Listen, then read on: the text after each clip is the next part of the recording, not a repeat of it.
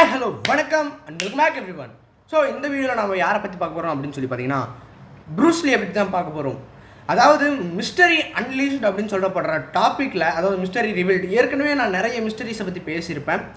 So அந்த வரிசையில் இப்போ ப்ரூஸ்லியின் மரணம் எப்படி ஏற்பட்டது அப்படின்னு சொல்லி இப்போ ரீசெண்டாக ஒரு சில ஆர்டிகல்ஸில் டாக்டர்ஸே விட்டுருக்காங்க, ரிலீஸ் பண்ணியிருக்காங்க.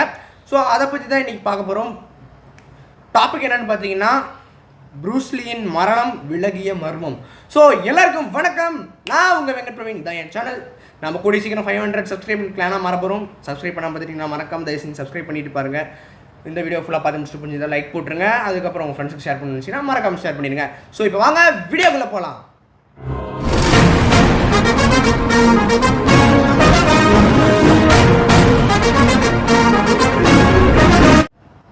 So first of all Bruce Lee எப்போ பிறந்தார் அப்படின்னு சொல்லி பார்த்தீங்கன்னா 27th நவம்பர் 1940 யுனைடெட் ஸ்டேட்ஸில் இருக்கிற கலிஃபோர்னியாங்கிற மாகாணத்தில் ஒரு ஹாஸ்பிட்டலில் தான் பிறந்திருக்காரு. ஸோ அதுக்கப்புறம் இவர் வந்து ஒரு மார்ஷியல் ஆர்டிஸ்ட், அதாவது மார்ஷியல் ஆர்ட்ஸில் கைத்தேர்ந்த ஒரு மனிதர் இவர். ஸோ மார்ஷியல் ஆர்ட்ஸ்னால் நிறைய வித்தைகளை கற்றுட்ருக்காரு. இந்த மார்ஷியல் ஆர்ட்ஸை, சைனீஸ்ன்னு நினைக்கிறேன், சைனீஸ் மார்ஷியல் ஆர்ட்ஸை எல்லாருக்கும் கொண்டு போய் சேர்க்கணும் அப்படிங்கிற ஒரு நோக்கத்தோடு செயல்பட்டவர். ஸோ அதே மாதிரி மார்ஷியல் ஆர்ட்ஸில் இன்னொரு பெரிய தலை இருந்தார். அவர் கூடயும் சண்டை போட்டு அவர் வந்து எதிர்ப்பார் இவரை. அதாவது மார்ஷியல் ஆர்ட்ஸுங்கிறது எல்லாருக்குமே போய் சேர வேண்டியது உலகம் முழுக்க அப்படின்னு சொல்லியிருப்பார் இவர் சொல்லுவார், ப்ரூஸ்லி சொல்லுவார். ஆனால் அந்த இன்னொருத்தர் வந்து அதை எதிர்ப்பார். இந்த ட்ரெடிஷ்னல் மார்ஷியல் ஆர்ட்ஸ் வந்து இந்த சைனீஸ் பீப்புள் மட்டும்தான், நம்ம பீப்புள் மட்டும்தான் லேர்ன் பண்ணணும் அப்படின்னு சொல்லி எதிர்ப்பார். ரெண்டு பேரும் ஃபைட் பண்ணுவாங்க. கடைசியில் ப்ரூஸ்லி ஜெயிச்சிருவார். அதுக்கப்புறம் ப்ரூஸ்லி வந்து சொன்ன மாதிரியே இந்த மார்ஷியல் ஆர்ட்ஸை எல்லாருக்கும் கற்றுக் கொடுப்பாரு. ஸோ அதுக்கப்புறம் என்னென்னு பார்த்தீங்கன்னா ஜீத் குனேதோ அப்படிங்கிற ஒரு ஃபைட்டிங் ஸ்டைலோட ஃபவுண்டர் இவர். இவரோட தனிப்பட்ட ஒரு ஃபைட்டிங் ஸ்டைல், இவர் கண்டுபிடிச்ச ஃபைட்டிங் ஸ்டைலு ஜீத் குனேதோ. ஸோ இவர் வந்து சைல்டு ஆக்டராக ஃபிலிம் இண்டஸ்ட்ரியில் நிறுவப்பட்டார். அதாவது சைல்டு ஆக்டராக தான் இவரோட ஃபிலிம் ஜேர்னியை ஸ்டார்ட் பண்ணியிருக்காரு. ஹாங்காங் ஃபிலிம் இண்டஸ்ட்ரியில் இருந்து ஸ்டார்ட் பண்ணியிருக்காரு. ஸோ இவர் வந்து நம்ம வந்து நிறைய படங்களை பார்த்துருப்போம். ப்ரூஸ்லியோட படம்னாலே பக்கா ஃபைட்டு தான். நம்ம அந்த ஃபைட்டு பார்க்குறதுக்காகவே அந்த ப்ரூஸ்லியோட படத்தெல்லாம் பார்ப்போம். அதுவும் அவர் கொடுக்குற சவுண்ட் எஃபெக்ட்லாம் இருக்குமே, அதெல்லாம் சூப்பராக இருக்கும். மார்ஷியல் ஆர்ட்ஸ் ஃபைட்டு செம்மையாக இருக்கும். ஆனால் சொல்லப்போனால் நான் ஒரு சில ப்ரூஸ்லியோட படத்தை தான் பார்த்துருக்கேன், ப்ரூஸ்லியோட ஒரு சில படத்தை தான் பார்த்துருக்கேன்.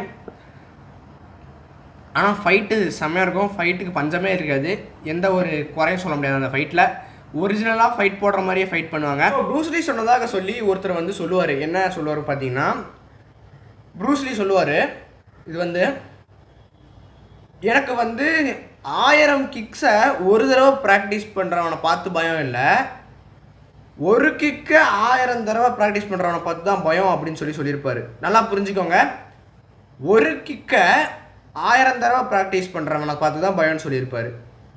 1000 கிக்ஸை ஒரு தடவை ப்ராக்டிஸ் பண்ணுறவனை விட ஒரு கிக்கை 1000 தடவை ப்ராக்டிஸ் பண்ணவங்க தான் பவர் அதிகம். ஏன்னா அவன் அந்த ஒரு கிக்கை எப்படி ப்ராப்பராக பண்ணணும்னு சொல்லி 1000 தடவை ப்ராக்டிஸ் எடுத்திருப்பான். ஆனால் 1000 கிக்ஸை ஒரு தடவை ப்ராக்டிஸ் பண்ணவனுக்கு செம்ம கன்ஃபியூஷன் இருக்கும். இது அந்த கிக்கா, அது இந்த கிக்கா அப்படின்னு சொல்லி கன்ஃபியூஸ் ஆயிரும். ஸோ அதனால தான் சொல்லியிருப்பார், ஒரு கிக்கு 1000 தடவை ப்ராக்டிஸ் பண்ணவனை பார்த்து தான் எனக்கு பயம் அப்படின்னு சொல்லியிருப்பார். ஒருவேளை அதனால தான் நம்மளையும் ஒரு படித்ததையே திருப்பி படிங்கிறாங்களோ என்னவோ தெரியல. ஸோ அந்த டாபிக் நம்ம விட்டுருவோம். ஸோ நம்ம வந்து அடுத்து பார்ப்போம். அடுத்து வந்து என்னென்னு பார்த்தீங்கன்னா, இப்போ May 10th 1973 நடந்த இன்சிடெண்ட் இது.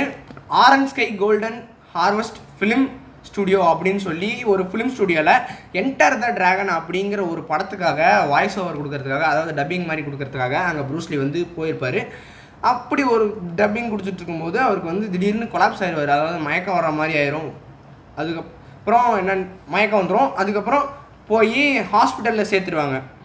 ஹாஸ்பிட்டலில் சேர்த்துட்டு செரிப்ரல் எடிமா அப்படின்னு சொல்லி ஒரு நோய் இருக்கிறதா கண்டுபிடிச்சிட்டாங்க. செரிப்ரல் எடமா ஆயிருக்கு அப்படின்னு சொல்லி கண்டுபிடிச்சிட்டாங்க. செரிப்ரல் எடமா அப்படின்னு சொல்லி என்னன்னு சொல்லி பார்த்தீங்கன்னா, அது ஒரு நியூரான் சம்மந்தப்பட்ட ஒரு நோய். அதாவது பிரெயினில் வந்து ஸ்வெல் ஆயிரும், அதாவது இங்கே அப்படியே வீங்கின மாதிரி ஆயிரும். அது வந்து செரிப்ரல் இடமா அப்படின்னு சொல்லுவாங்க. செரிப்ரல் இடமா பிரெயினில் வந்து வீங்கிடும், பிரெயின் பின்னாடியெல்லாம் வீங்கிடும்னு சொல்லுவாங்க. ஸோ அதுதான் செரிப்ரல் இடமா. அதுக்கப்புறம் அதுக்கு ஒரு ஆன்டிடாட், மேனிடால் அப்படின்னு சொல்கிற ஒரு ஆன்டிடாட் கொடுத்து க்யூர் பண்ணி அனுப்பிச்சி விட்றாங்க. அதுக்கப்புறம் 2 மாதம் ஜூலை மாதத்தில் 20ஆம் தேதி 1973ல் ப்ரூஸ்லி வந்து ரேமண்ட் சவ் அப்படிங்கிற ஒரு ப்ரொடியூசர் கூட நைட்டு ஒரு டின்னர் அட்டன் பண்ண வேண்டியிருந்துச்சு. அந்த டின்னருக்கு போகலாம் அப்படிங்கும்போது ப்ரூஸ்லி வந்து வீட்டில் மயக்கம் போட்டு விழுந்துருவார். ஸோ அங்கே டின்னரில் வெயிட் பண்ணிட்டு இருக்கிறவங்க எல்லாரும் என்னடா இன்னும் ப்ரூஸ்லியை காணுமே அப்படின்னு சொல்லி பார்த்துருப்பாங்க. ரேமண்ட் சவ் வந்து இவரோட ப்ரூஸ்லியோட வீட்டுக்கே வந்துடுவார். ப்ரூஸ்லியோட வீட்டுக்கு வந்து கதவை திறந்து பார்க்கும்போது ப்ரூஸ்லி வந்து தூங்கிட்டு இருப்பார். என்னடா இவ்வளோ சீரியஸான சுச்சுவேஷனில் தூங்கிட்டு இருக்க அப்படின்னு சொல்லி நினைக்கும் போது இவர் போய் எழுப்பும்போது ப்ரூஸ்லி எந்திரிக்கவே இல்லை. ஸோ இதில் தான் மர்மமே இதில் தான் இருக்குது. எந்திரிக்கவே இல்லை. குவீன் எலிசபெத் ஹாஸ்பிட்டலுக்கு வந்து கூட்டிகிட்டு போகிறாங்க. ஆம்புலன்ஸில் கூப்பிட்டு போகிறாங்க. அங்கே போய் பார்த்தோன்னே ப்ரூஸ்லி இறந்துட்டாரு அப்படின்னு சொல்லி தகவல் வருது. ஆனால் எப்படி இறந்தாரு அப்படின்னு சொல்லி எந்த ஒரு தகவலும் கொடுக்கப்படவில்லை. ஸோ இந்த இடத்துல இடிக்கிறது என்னென்னு பார்த்தீங்கன்னா, முன்னாடி ஒரு 2 மாதத்துக்கு முன்னாடி செரிப்ரல் எடமா அப்படிங்கிற நோய்க்காக ஆன்டிடோட் எடுத்துகிட்டு கொஞ்சமாக க்யூர் ஆகிட்டு இருந்தார். இப்போ திடீர்னு செத்து போயிட்டார். ஸோ இந்த இடத்துல என்ன நினச்சாங்க அப்படின்னு சொல்லி பார்த்தீங்கன்னா, இவரோட டெத்தை பற்றி ஒரு பல கட்டுக்கதைகள் இருக்குது. அதாவது இவங்க ஒய்ஃபை விஷம் கொடுத்து கொண்டுட்டாங்க, அவருக்கு முதுகு தண்டில் ஏதோ பிரச்சனை இருந்துச்சு அதனால் செத்துட்டாரு அப்படின்னு சொல்லி நிறைய கட்டுக்கதைகள்லாம் இருந்துகிட்டே இருந்துச்சு. இப்போ வந்து ரீசெண்டாக டாக்டர்ஸ் எல்லாம் ப்ரூஸ்லியோட டெத்தை பற்றி ரிசர்ச் பண்ண ஒரு மேக்சினோ ஆர்டிக்கலோ ரிலீஸ் பண்ணியிருக்காங்க. ரீசெண்டாக டாக்டர்ஸ் எல்லாம் சேர்ந்து ப்ரூஸ்லியோட பழைய ரிப்போர்ட்ஸை பார்த்துட்டு டாக்டர்ஸ் செஞ்சு ரிலீஸ் பண்ணியிருக்காங்க. ஸோ அவரோட மரணத்துக்கு காரணம் அவரோட பிளட் லெவலில் சோடியம் ரொம்பவே கம்மியாக இருந்தது தான். சோடியம் லெவல் கம்மியாயிட்டா இந்த இடத்துலலாம் ஃபுல்லாக வீங்கிரும். ஸோ அதனால தான் ப்ரூஸ்லி வந்து இறந்தார் அப்படின்னு சொல்லி டாக்டர்ஸ் எல்லாம் சொல்கிறாங்க இப்போ. ஸோ அந்த சோடியம் லெவல் வந்து ப்ரூஸ்லியோட பாடியில் வந்து ஏன் கம்மியாச்சு அப்படின்னு சொல்லி பார்த்தீங்கன்னா, ஃபர்ஸ்ட் ஆஃப் ஆல் அவர் வந்து சாலிட் டைப் ஃபுட்டெல்லாம் எதுவும் எடுத்துக்க மாட்டார். அதாவது சாப்பாடு, நூடுல்ஸு, அங்கெல்லாம் நூடுல்ஸ் தான் சாப்பிடுவாங்க.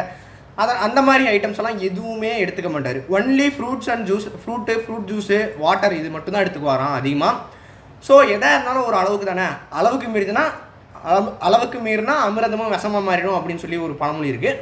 ஸோ அது மாதிரி தண்ணி வந்து அளவுக்கு அதிகமாக குடித்ததுனால ப்ரூஸ்லியோட பாடியில் சோடியம் லெவல் வந்து கம்மியாயிருச்சு. சோடியம் எதில் இருந்து ஏறுனா நமக்கு சால்ட்டிலேருந்து சோடியம் நமக்கு கிடைக்கும். ஸோ அந்த மாதிரி தண்ணி ஓவராக குடித்ததுனால சோடியம் லெவல் ரொம்ப டைல்யூட் ஆயிடுச்சு. அதனால் பாடியில் சோடியமே இல்லை.